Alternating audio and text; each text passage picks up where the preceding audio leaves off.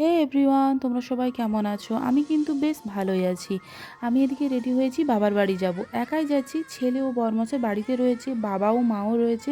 তাই সব চিন্তা মুক্ত করে বাবার বাড়ি এলাম। বাবা ডাকলো, কচি চলে আয়, কিছু সবজি ও মাছ এনেছিলাম, নিয়ে যা। তো বাবা ডাকলো, বাবার কথা তো আর ফেলতে পারবো না, তাই চলে এলাম। এটা মানিকতলা, এখান থেকে বাস ধরে হরিদাসপুরে নামবো। দেখো, রাধামণি বাজার এটা, যেটা পূর্ব মেদিনীপুরের সব থেকে বড় বাজার।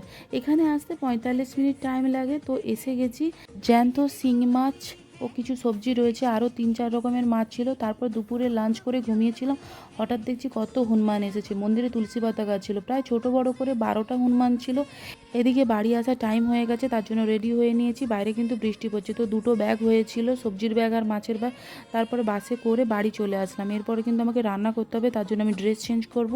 আর এদিকে আমি শিং মাছটা মায়ের কাছ থেকে কেটে নিয়ে এসেছিলাম, তো এখানে রয়েছে ইলিশ মাছ। তো টাটা।